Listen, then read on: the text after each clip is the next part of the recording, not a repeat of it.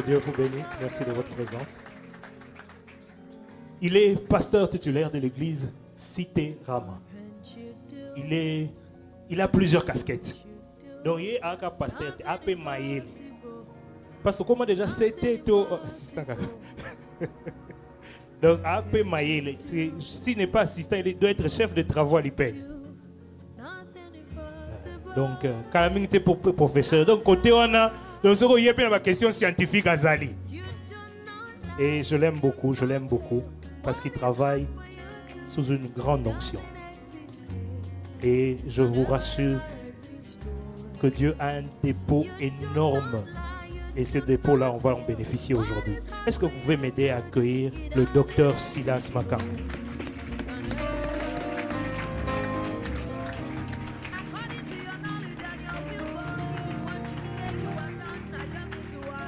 Alléluia, alléluia, alléluia. Est-ce qu'on peut se tenir debout?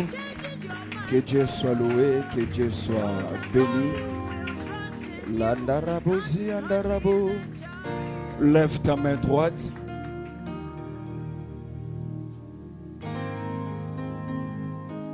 Seigneur Dieu, nous sommes là avec toi. Nous sommes là pour toi. Sois là aussi pour nous. Fais-nous du bien dans ta présence. Témoigne-nous ta faveur. Témoigne-nous ta grâce. Illumine l'intelligence de nos cœurs par la clarté de ta parole. Comme une biche qui soupire après des courants d'eau, nos âmes ont soif du Dieu véritable.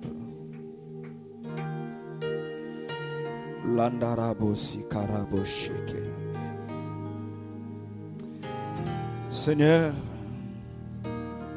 comme une rivière qui s'effraie elle-même un chemin, fraye-toi cet après-midi un chemin dans nos vies. Que rien de nous ne te bloque, que rien de l'homme ne t'empêche de couler, de toucher, de guérir, d'affecter, de transformer et de délivrer. C'est pour toi que nous sommes là. Nous avons nos deux mains légèrement levées.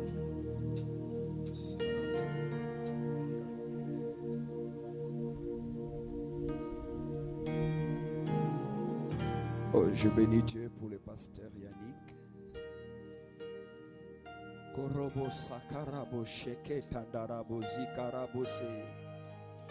Zekete kamana zakarabo shekandarabo se. Notre soif augmente le volume de la présence de Dieu.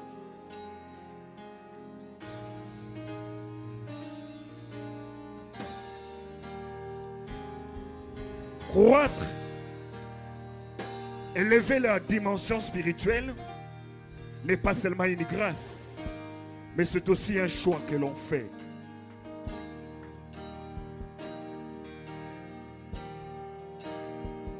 Aujourd'hui, l'ange de Dieu tient la main à quelqu'un et lui dit: je viens de compter 1000 coudées, avance encore si tu le veux.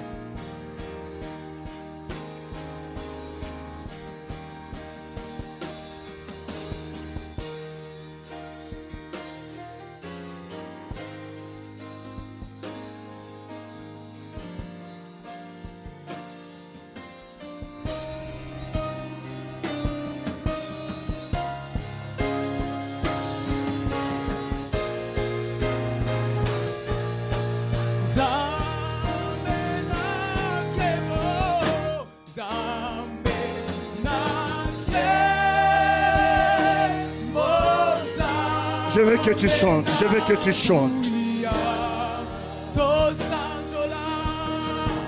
Come on, come on, come on, come on. Tosanjola,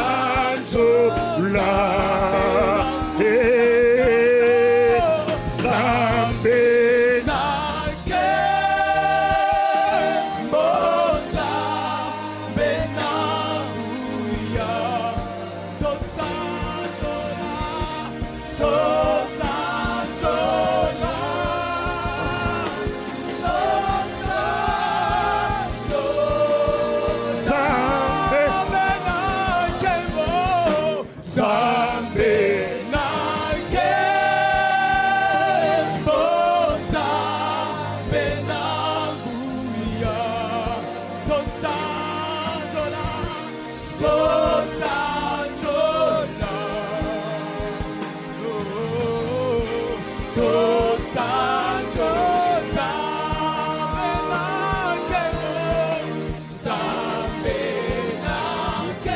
L'opportunité qu'il nous fait, c'est d'avant-midi de pouvoir être ici avec vous, témoigner à la fois ma gratitude et toutes mes révérences à l'endroit d'un frère, d'un ami, un homme de Dieu que nous admirons et que nous célébrons, le pasteur, j'aime l'appeler Chesco, Francine Dokai. Que Dieu vous bénisse pour ce grand travail, que Dieu vous bénisse pour la constance de la soif que vous avez pour Dieu.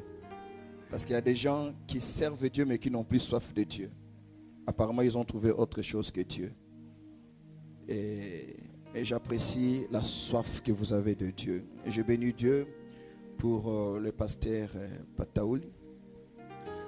Quand j'étais en train de garer les véhicules, j'étais très pressé d'entrer pour voir qui avait les micros. Alléluia. Alléluia. Quelqu'un me donne un amen. Que Dieu vous bénisse, pasteur. Que Dieu vous bénisse. Que Dieu vous bénisse abondamment. Que Dieu bénisse. Maman, que Dieu vous bénisse. We love you too much. Que Dieu vous garde et que Dieu vous comble. Bon, le pasteur a dit qu'il m'a entendu parler pour la première fois, c'était de Samuel. Et bizarrement, aujourd'hui, je parlerai aussi du même Samuel. Mais pour ne pas dire forcément la même chose. Amen. Alléluia. Nous sommes dans 1 Samuel chapitre 3, le verset 1er. Fils de l'homme prophétise. Fils de l'homme prophétise. Tel est notre thème. Fils de l'homme prophétise. Fils de l'homme prophétise. Nous sommes dans 1 Samuel chapitre 3. Mon Lélé, que Dieu te bénisse. Très content de te revoir. Amen. Et pourriez-vous accepter de vous tenir debout? Combien d'entre nous ont leur Bible? Combien d'entre vous ont leur Bible? Levez la main. Ceux qui ont leur Bible, levez la main. J'ai dit la Bible. Ceux qui ont leur Bible, levez la main. C'est que vous êtes trop modernisés, vous êtes en avance. Nous, on est encore au 21e siècle. Je parie que vous êtes déjà au 28e siècle. Vous êtes trop en avance. Parce que le jour où tu perds ces trucs-là, tu ne dis pas comment voler ma Bible. On m'a volé mon téléphone. Là, tu n'as que l'application Bible. Amen. C'est pas si grave. Alléluia. Alléluia. Combien d'entre nous ont encore leur Bible à la maison? Les études ont prouvé qu'il est possible pour vous de lire plus de 100 pages de la Bible en papier, mais très difficile pour vous de lire votre Bible dans le téléphone pendant plus de 30 minutes. Parce qu'en réalité, ce n'est pas seulement la Bible que vous lisez, c'est le téléphone. Et quand un message WhatsApp entre, on va d'abord voir, on interrompt. Et quand un message Facebook entre, on interrompt la lecture. Voilà pourquoi j'encourage les gens à lire la Bible en papier. Amen. Alléluia. Ce n'est pas un péché. 1 Samuel chapitre 3, verset 1er. 1 Samuel chapitre 3, le verset 1er. Est-ce qu'on peut lire à haute voix? À haute voix, je disais.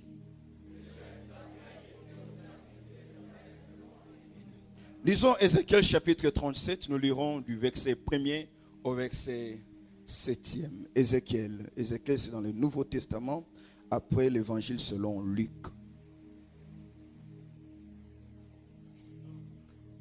Hein? C'est ça? Hein? Ok, trouvez-moi vite alors Ézéchiel. Vous y êtes? Ézéchiel chapitre 37. Vous y êtes? Il y a quelqu'un qui dit de l'autre côté, oui, nous y êtes. Vous y êtes? Et le frère persiste avec une très belle voix, oui, nous y êtes. Lisons Ézéchiel chapitre 37, verset 1er au verset 7e. Si vous avez trouvé, nous allons lire ensemble. Si vous n'avez pas de Bible, je vous prie de lire dans la Bible de votre voisin, tout en maintenant 1 mètre de distance. Allons-y.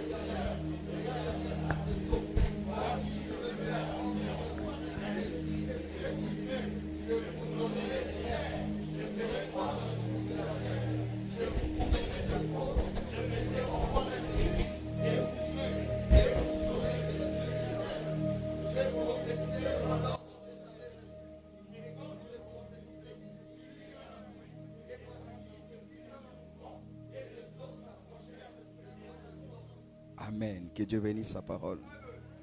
Que Dieu bénisse sa parole. J'ai avec moi quelques ouvrages que j'ai écrits pendant le confinement. Pasteur, vous permettez? Le tout premier, c'est ton mariage, ta destinée. Je suis en train de montrer comment est-ce que ton mariage, la qualité de ton mariage peut avoir de l'incidence sur ta destinée. Et ici, j'ai écrit honorer pour être honoré.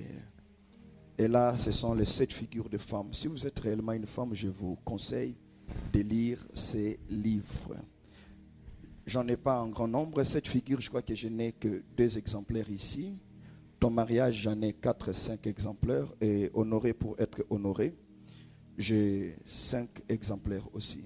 Donc à la fin, n'hésitez pas. Si c'est déjà un prophète, pourquoi Dieu doit-il lui demander de prophétiser? Parce que nous savons que généralement les prophètes sont là pour prophétiser. Cela signifie simplement qu'on peut être prophète et ne pas prophétiser, parce qu'on ne prophétise pas quand on a envie de prophétiser. On prophétise quand Dieu nous donne l'opportunité de prophétiser, ou encore quand Dieu nous donne quelque chose à voir ou à entendre. Car la grande différence entre Dieu et tous ceux qui se font appeler Dieu, c'est qu'eux ont des oreilles pour entendre, mais ils n'entendent pas. Ils ont des yeux pour voir, mais ils ne peuvent voir. Ils ont des bouches, mais ils ne peuvent parler. Mais la différence avec le Dieu d'Israël, le Dieu Sabaoth que nous servons, c'est que c'est un Dieu qui voit, c'est un Dieu qui entend et c'est un Dieu qui parle. Alléluia. Et la difficulté, c'est que quand même Dieu parle, beaucoup d'entre nous avons du mal à entendre ce que Dieu dit. Amen. Alléluia. Remarquez, Dieu parle à Ézéchiel et lui dit, fils de l'homme, prophétise. On dit que Dieu parle, mais Ézéchiel, lui, ne doit pas parler. Ézéchiel, lui, doit prophétiser. Parce que c'est là la grande différence entre le langage de Dieu et le langage d'un homme. Dieu n'a pas un langage prophétique parce que Dieu ne fait que parler. L'homme, lui, prophétise parce qu'il annonce des choses qui n'appartiennent pas à sa sphère naturelle. Il est dans le présent et il doit prophétiser parce que les choses qu'il déclare appartiennent au futur. Pourquoi il prophétise? Parce qu'il ne peut vivre que dans le présent, alors qu'il a déjà connu le passé et il n'est pas encore dans le futur. Ainsi donc, quand l'homme parle, la Bible dit que l'homme prophétise. Il annonce ce qui arrivera, mais qui n'est pas encore. Mais Dieu, lui, ne peut pas prophétiser parce que Dieu parle. Mais pourquoi Dieu ne peut-il pas prophétiser et il ne peut que parler? Parce que Dieu ne vit ni dans le présent, il ne vit pas dans le passé, il ne vit pas dans le futur, car il vit au-delà du temps. Donc prophétiser est l'apanage de ceux qui sont liés dans le temps. Et Dieu n'étant pas lié dans le temps, ne peut donc pas prophétiser, il ne peut que parler. Il est le seul qui vous parle des choses qui arriveront 1000 ans après, mais il vous parle comme si la chose était déjà arrivée. Car dans la méthode de Dieu, il ne commence rien avant de l'avoir d'abord fini. Ainsi, quand Dieu commence quelque chose, des fois nous n'avons pas besoin d'intercéder pour que Dieu finisse ce qu'il a commencé. Parce qu'en réalité, avec tout le sérieux de Dieu, il ne peut pas commencer quelque chose et pronostiquer sur sa fin, ou encore supposer ce que la fin sera. Non, non, non. Il finit et ensuite il vient commencer. Donc ce que Dieu commence, il la commence parce qu'il a fini. J'ai envie de dire à quelqu'un, les choses que Dieu a commencé à faire dans ta vie, en réalité, il n'a pas commencé à les faire. Il a déjà fini à les faire. Alléluia. Alléluia. Est-ce que ton amen peut s'élever au-dessus de la main de ton voisin? Est-ce que ton amen peut s'élever au-dessus de la main de ton voisin? Donne-moi 3 fois un bon amen, je te dirai quelque chose. La Bible déclare que le jeune Samuel servait l'Éternel devant l'Éternel. Alléluia. 1 Samuel chapitre 2 verset 18. Il faisait le service devant l'Éternel. Il ne faisait pas seulement le service pour l'Éternel, mais il faisait le service devant l'Éternel. Parce que le prophétique n'est pas en soi un but. Le prophétique, c'est le résultat d'un parcours. Le prophétique, c'est je ne peux pas t'empêcher à mouvoir dans les prophétiques si je ne t'ai pas empêché de passer par certaines étapes. Et l'erreur et la bêtise que le diable a commis, c'est de te laisser toucher un certain nombre d'éléments de Dieu. Et parce que tu les as touchés, il ne peut donc pas t'empêcher de parler comme Dieu. Il ne peut donc pas t'empêcher d'aboutir à cette dimension prophétique. Dis avec moi, l'Éternel Dieu me parle. Comment dire avec moi, l'Éternel Dieu me parle. Et je prophétise à ma génération. Est-ce que tu peux le dire avec conviction et foi? L'Éternel Dieu me parle. Comment très fort, l'Éternel Dieu me parle. Et je prophétise à ma famille. Quand Dieu te parle, tu prophétises à l'église.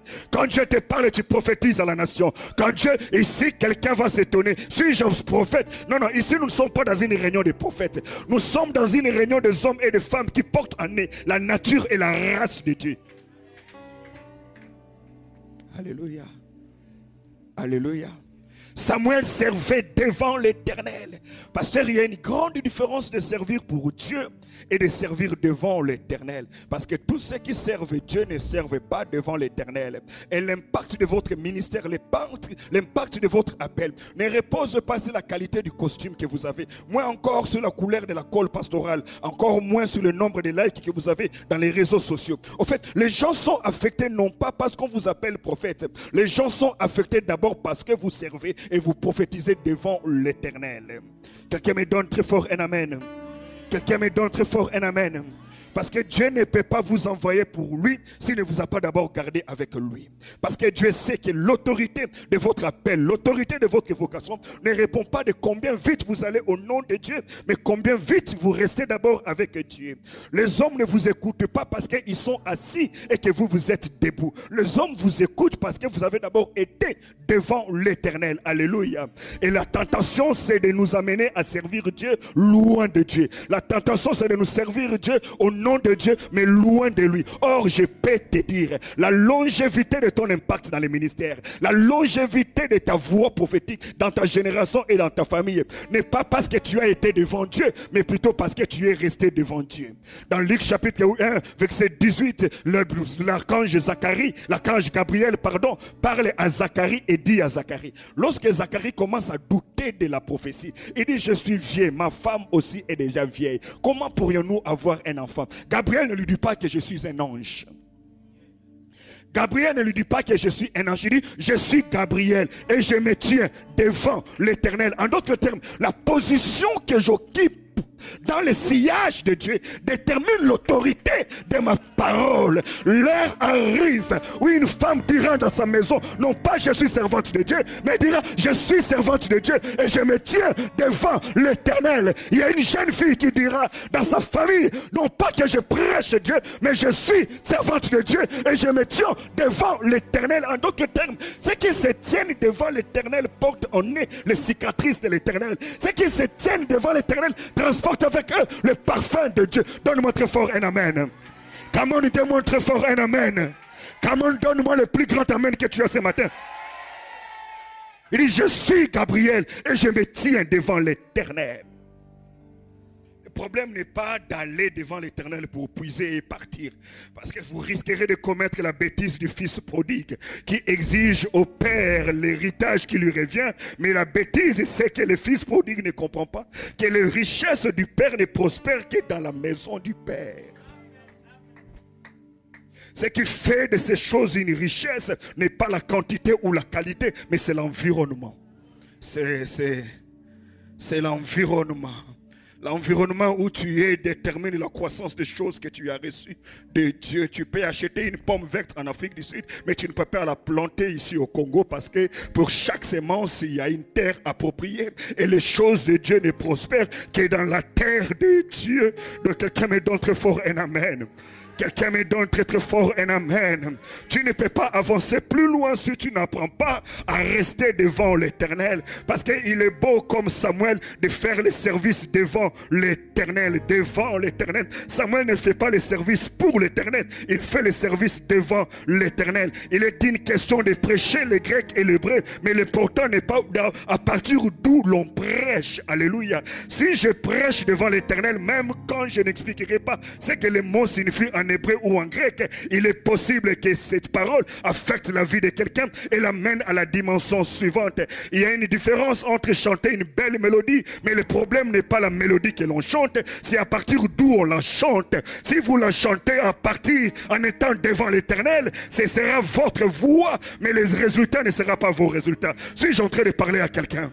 Suis-je en train de parler à quelqu'un? C'est comme ça que Moïse avait très vite compris qu'il y a une grande différence entre les anges de Dieu et Dieu lui-même. Quand Dieu dit à Moïse, va à la terre promise, je vous donne Cana, allez à Cana, possédez Cana. Moïse dit, si tu ne viens pas avec nous, nous ne partirons pas d'ici. Mais je dis, Moïse, écoute, il n'y a pas un problème, parce que la terre promise est garantie, vous l'aurez. Moïse, la nuée sera là, la colonne de feu sera là. D'ailleurs, Dieu a dit qu'il enverra un ange. Moïse me regarde et dit, docteur Silas, tu ne comprends pas ce que moi je comprends. Je ne vais pas aller avec l'ange de Dieu sans Dieu lui-même. Parce qu'en réalité, on ne fait pas les exploits pour Dieu. C'est avec Dieu lui-même qu'on fait les exploits. Je refuse d'avancer un pas de plus sans Dieu. Suis-je en train de parler avec quelqu'un? Suis-je en train de parler avec quelqu'un?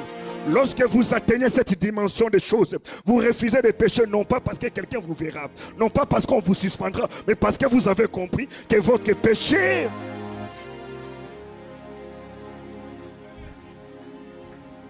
Suis-je en train de parler à quelqu'un? À quelqu'un? Dis à ton voisin, le docteur me parle. Comment on dit avec ton voisin, le docteur me parle? Il y a quelque chose d'inhabituel, il y a quelque chose que l'on tire lorsqu'on reste devant l'Éternel. Moïse dit, je ne vais pas avancer avec un ange, parce que l'ange de Dieu n'est pas Dieu lui-même.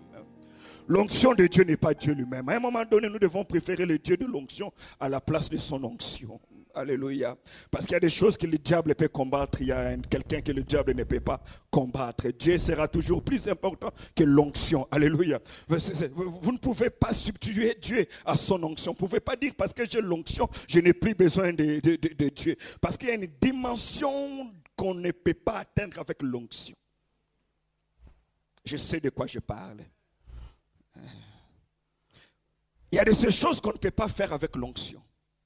On ne peut le faire qu'avec Dieu lui-même. Il y a des choses que seule la présence de Dieu peut apporter et non pas l'onction. Pourquoi?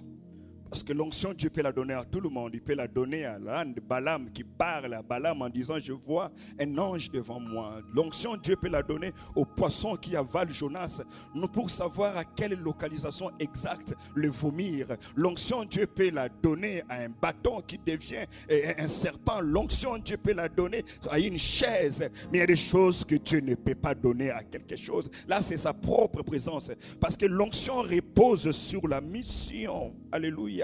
L'onction repose sur la mission, la présence repose sur la relation. Et vous devez toujours savoir qu'il y a une dimension qu'on n'atteint pas parce qu'on a telle mission. Il y a une dimension qu'on atteint juste parce qu'on a une relation. Donnez-moi très fort un amen. Donnez-moi très très fort un amen. Parce qu'il y a des révélations que Dieu ne vous donne pas parce que vous l'avez demandé. Il vous les donne parce qu'il y a une relation entre toi et lui. Raison pour laquelle le diable ne combat pas seulement votre vie. Mais Marie reste assise au pied du Seigneur.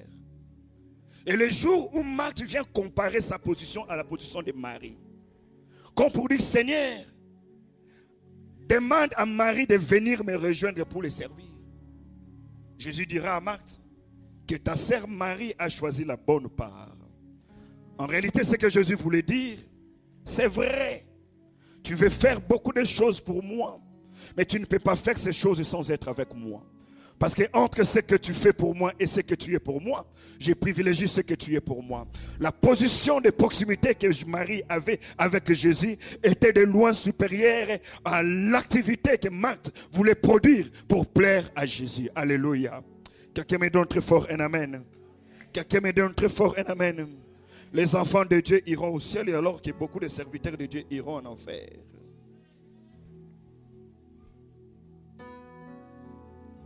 Alléluia. Quelqu'un me donne très fort un amen. La Bible dit, le jeune Samuel, dis avec moi, il était jeune. Dis avec moi, il était jeune.